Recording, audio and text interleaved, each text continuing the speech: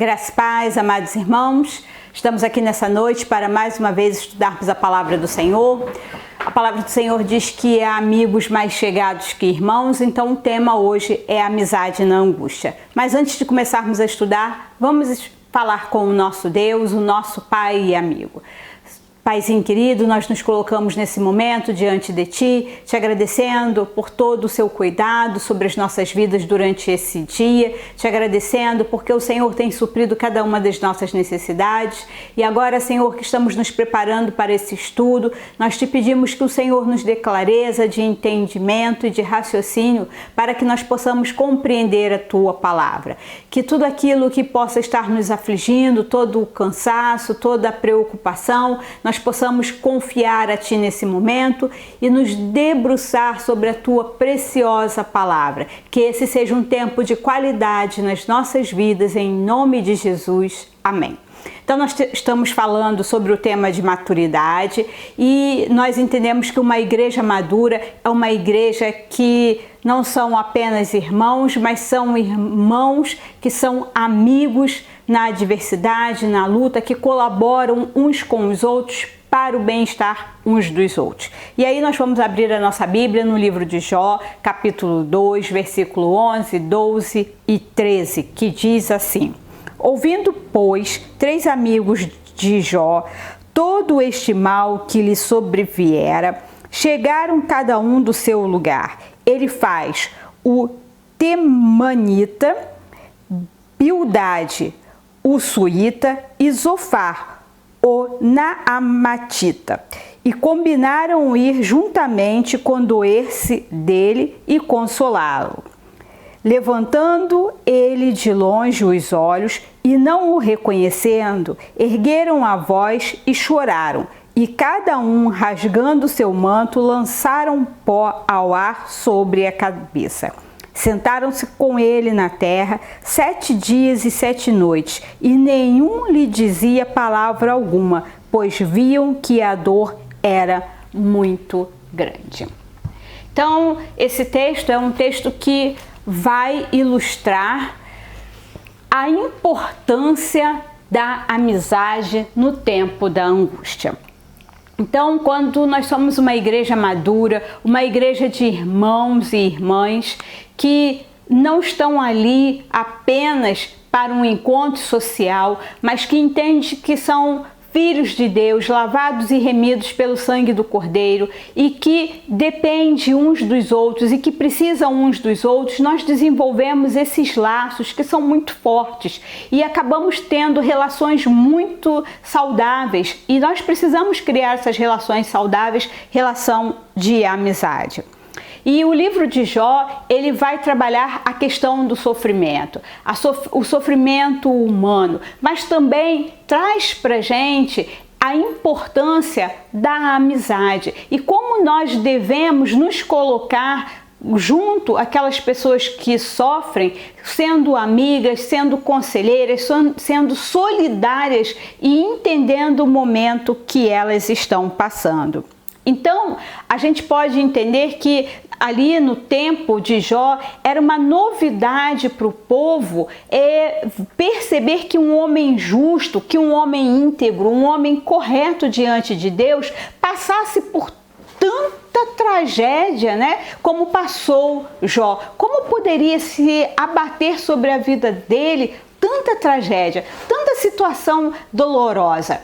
E isso é uma coisa que acontece nos nossos dias de hoje e nós muitas vezes temos dificuldade de assimilar tudo isso. Nós temos dificuldade de entender como é possível você, sendo uma pessoa temente a Deus, observadora da palavra de Deus, cumpridora, fiel ao Senhor, como pode acontecer tanta coisa ruim às vezes na vida dessa pessoa?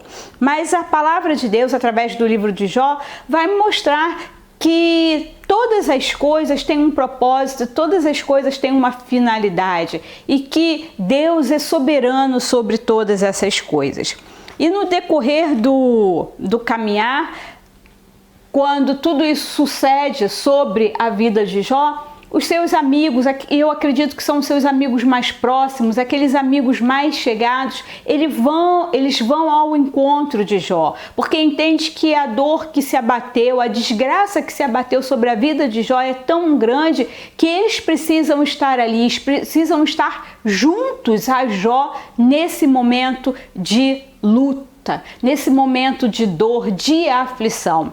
E diz o texto que eles vão e ficam com Jó durante 7 dias e 7 noites. 7 dias e 7 noites era o período que o judeu vivenciava o luto. Então era um período de dor profunda e intensa. E diz o texto que eles rasgaram as suas vestes, que eles lançaram o pó sobre as suas cabeças e ficaram ali junto a Jó durante esse tempo. Passados 7 dias e 7 noites, só então eles vão se colocar diante de Jó e falar alguma coisa. E aí fica, né, a gente observando que ele é o primeiro a falar, ele vai colocar o seu pensamento, externar aquilo que ele está pensando, mas ele fala de uma forma em que ele observa apenas a tradição bíblica e é de uma forma muito legalista, né? Muito baseado somente na forma legal da palavra. Então ele vai falar para Jó que se Jó está passando por aquela dor, por aquele sofrimento, certamente ele pecou. Certamente em algum momento da sua vida ele abriu mão dos preceitos de Deus. Eles não conseguiam mensurar o que Jó tinha feito, mas já ele já determina que Jó pecou. Eu não sei qual foi o pecado que você fez, eu não sei como é que foi, mas eu sei que para acontecer tal coisa com a sua vida, você pecou. E o segundo amigo, né, o Bildad, ele vai fazer um discurso baseado muito na razão, entendendo que se a pessoa é correta, se é íntegra, ela não vai passar por essas coisas. Que coisas ruins não sucedem sobre a pessoa justa. Então, só quando você é uma pessoa injusta, mau caráter, tem alguma coisa errada na sua conduta, é que essas coisas acontecem com você. E o seu terceiro amigo, Zofar, também vai trabalhar na perspectiva, né, de que a partir da religião e da pouca fé. Então ele acha que faltou fé, faltou alguma coisa ali na vida de Jó, então é pecado também. Então tem algum pecado que Jó cometeu. E isso traz para nós o entendimento que nós muitas vezes achamos que precisamos falar alguma coisa para aquele que está sofrendo e nos esquecemos de analisar a pessoa. Nós falamos muitas vezes baseado única e exclusivamente naquilo que eu vejo, naquilo que eu acho, na minha forma de interpretar. Tanto que o Senhor depois, ele vai repreender a cada um desses amigos de Jó e vai falar também com Jó. E isso nos faz entender que nós precisamos estar junto das pessoas que amamos, não só nos seus momentos de alegria, não só nos momentos em que elas estão bem, mas também precisamos fazer parte da vida dos nossos irmãos, principalmente nos seus momentos de dor e tristeza. Mas estar junto com os nossos irmãos no momento de dor e tristeza não pode ser de qualquer maneira, não pode ser de qualquer forma. Nós não podemos ser pessoas que estão ali para ampliar a sua dor e o seu sofrimento, mas nós precisamos nos colocar na posição de homens e mulheres de Deus que querem ser consolo, que querem ser instrumentos de Deus para ser consolo e conforto na vida daqueles que nós amamos. Então, o que fazer diante dos nossos amigos e amigas que sofrem? E aí, o estudo vai nos ensinar que nós temos algumas posturas que nós precisamos observar. A primeira delas, né? Silêncio acolhedor e bom senso.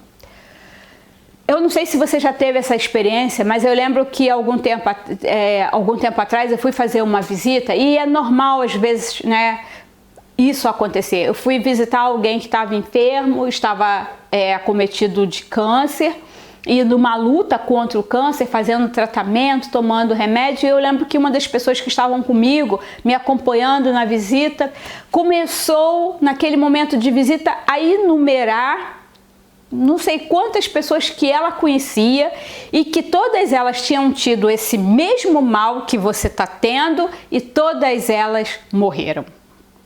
E aí eu fiquei assim, muito perplexa. Como é que você vai fazer uma visita? Como é que você vai até uma pessoa que está passando por um momento difícil e você, num momento de dor e sofrimento, em vez de você ser canal de bênção, canal de alento, você profere uma palavra como essa. Começa a enumerar as pessoas que você conhece, dizendo que todas elas tiveram o mesmo problema que aquela pessoa que estava sendo visitada e que todas elas chegaram a óbito. Sem considerar que cada pessoa é uma pessoa, cada pessoa reage de uma forma diferente à doença, que cada pessoa recebe uma medicação e um tratamento específico à sua situação e que como que ela vai ter, o problema dela vai ter o mesmo desfecho das outras, sem considerar as outras e sem considerar aquela que estava ali.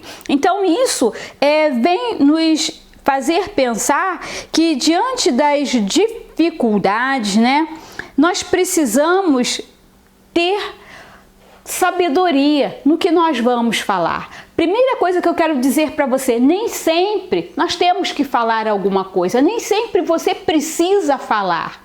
Muitas vezes o que a pessoa precisa é saber que você está ali junto a ela, que ela pode contar com você, que você está ali para ser solidária com ela, que você não precisa ter respostas para aquilo que ela está passando, mas o que ela precisa entender é que você está pronto a caminhar com ela, que ela não está só nessa luta, que ela não está só nesse momento de dificuldade. Então, o bom senso, nos ajuda a escolher o momento certo para falar e principalmente o que falar. Então, se você não sabe o que falar e se o momento não parece favorável, não fale, porque é muito melhor você somente dar um abraço apertado, você sinalizar a sua presença ali, a intenção do seu coração de se fazer presente na vida dela, de ser suporte para aquilo que ela precisa, do que falar coisas desnecessárias. O segundo ensinamento é: fale pouco, mas fale bem. Quantas vezes, no momento mais difícil da sua vida, de dor e sofrimento, as pessoas começam a desfiar lá os seus versículos chaves e aí vão falando, e às vezes você que está sofrendo, você que está precisando desabafar, não tem oportunidade porque o outro chega e despeja. É o seu momento de dor, mas eu não respeito o seu momento de dor e começo a disputar com você esse momento. E aí eu acho que a minha dor, que a minha sabedoria, que o meu conhecimento é o que você precisa nesse momento. Então, nada de falar muito e seja sucinto nas suas palavras, mas sejam palavras sábias e muito menos falar demais, porque tem pessoas que falam muito, mas falam palavras que têm sabedoria, que edificam. Apenas exagerou na demanda, mas tem pessoas que falam demais, falam coisas que não deve, totalmente desnecessárias, que não vai abençoar, que não vai edificar, vai muitas vezes trazer mais confusão, gerar mais dor, sofrimento, angústia para a vida das pessoas, Então, a gente precisa evitar. Terceiro ensinamento que essa palavra de hoje nos traz é que nós não podemos, não julgue a pessoa que sofre. Não julgue por aquilo que você está vendo. Não julgue. Essa semana que passou, eu estive com algumas pessoas que estavam passando por um momento difícil e a nossa intenção naquele momento não era julgar, o que havia acontecido. Não era dizer quem estava certo, quem estava errado. E nós precisamos entender que não julgar não é compactuar com a coisa errada, não é compactuar com os erros, mas é entender que a pessoa já está passando por um momento difícil.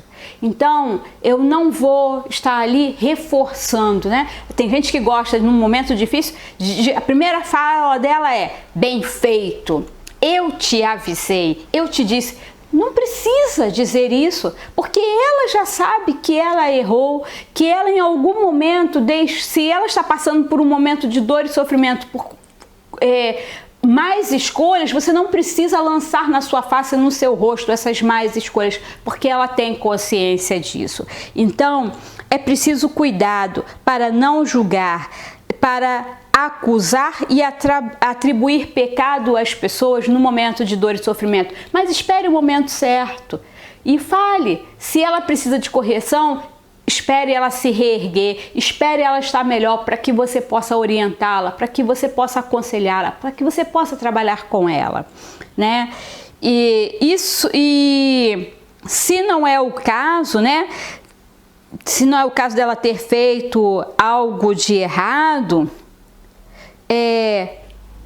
ouça, seja solidário, não estabeleça juízo, mas entenda o processo que a pessoa está passando naquele momento, né? E aí, menos teorias e mais amor. E esse texto que nós acabamos de ler, fica muito claro que os amigos, eles tinham até uma boa intenção. A intenção deles era estar ali, consolar, confortar. Mas como aquele momento era um momento tão difícil, tão inexplicável, porque conheciam Jó, conheciam a conduta de Jó. Então os seus amigos acharam que precisavam de uma teoria que explicasse aquilo tudo. Até porque, quando nós queremos essas teorias, é porque nós queremos achar uma receita para que eu não venha a passar por aquilo que o Jó estava passando. Então, os seus amigos queriam justificar a ação de Jó para dizer assim: não, na minha vida não vai acontecer isso. Na minha vida não vai acontecer, porque eu sou um homem que guardo a lei do Senhor, eu medito nessa lei, eu vivo essa lei.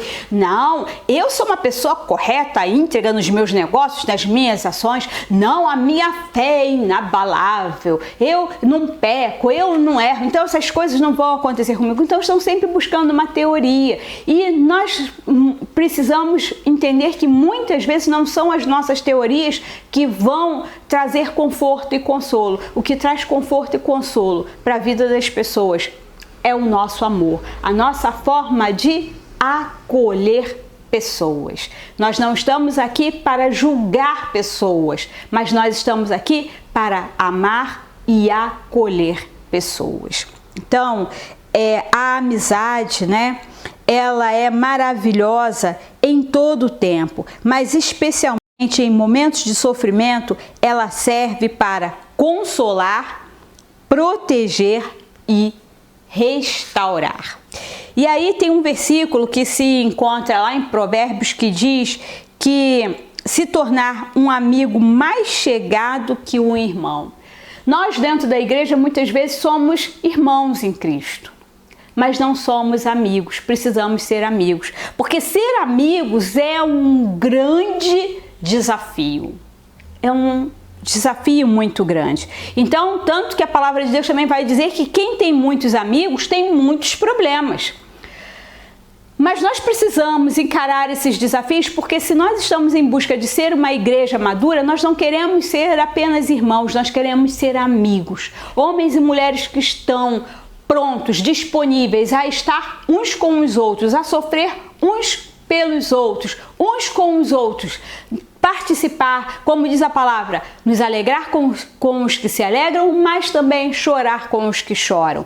Nós precisamos ser suporte, nós precisamos estar juntos em todo o tempo, ainda que isso traga dificuldades, tragam demandas para as nossas vidas. Então, o desafio exige o quê? Compromisso, exige sensibilidade, exige capacidade de sentir compaixão. Compaixão, se colocar no lugar do outro, né?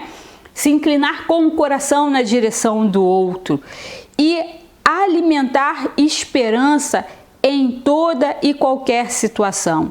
Diante da dor alheia, não podemos falar demais e amar de menos. Sermos uma igreja madura é entendermos que a amizade, ela precisa ser sincera, ela precisa ser verdadeira, ela precisa ser compartilhada, não somente com aqueles que eu me identifico. É natural que haja uma identificação com um ou com outro maior. Que ela seja maior com um ou com o outro, eu tenho mais facilidade porque ele é mais próximo, mais parecido com a minha forma de pensar, com a minha forma de reagir. Mas nós precisamos entender que somos uma igreja, e como igreja, corpo de Cristo, todos são necessários, interdependentes uns dos outros. Então eu preciso ser amigo, parceiro um do outro, para que a bênção do Senhor esteja sobre as nossas vidas. Que eu e você possamos estar dispostos a sermos irmãos, amigos mais chegados que irmãos, estarmos juntos nessa caminhada, sofrendo, chorando, nos alegrando, lutando, perseverando um pela vida do outro. Porque, como eu sempre digo, né? A igreja, ela é o corpo vivo. E às vezes a gente esquece disso. Às vezes a gente foca em tantas coisas e esquece que esse elo que nos une é muito maior do que as nossas diferenças, para que elas nos separem. Amém? Então vamos estar orando nesse momento, pedindo a Deus que traga essa unidade e que traga essa amizade, esse vínculo forte baseado na pessoa do Senhor Jesus Cristo. Soberano Deus, amado Pai, nesse momento, Senhor, nós nos colocamos diante de Ti, reconhecendo, Senhor, que é uma tarefa difícil ser amigo sincero e verdadeiro.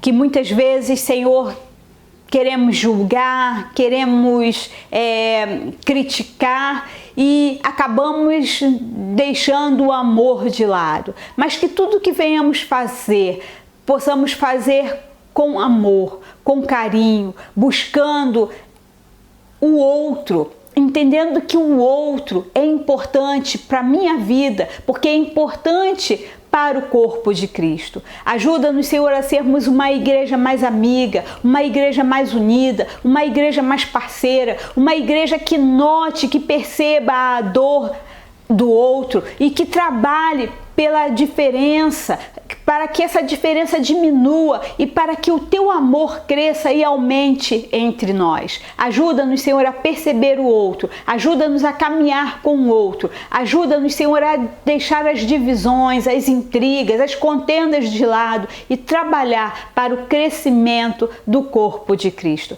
Toma, Senhor, as nossas vidas em Tuas mãos, é o que eu te peço e já te agradeço em nome de Jesus. Amados, essa semana é uma semana especial, teremos algumas celebrações especiais e eu quero chamar a tua atenção para duas delas. Para o dia 9 nós teremos o culto de Páscoa na igreja de Realengo, então procure estar conosco, precisamos estar unidos enquanto distrito. E no dia 17 temos a nossa cantata de Páscoa especial às 18 horas. Leve mais um, chame mais um para estar fazendo parte desse momento. É tempo de vivermos essa maturidade em amor e amizade com o nosso próximo. Que Deus te abençoe.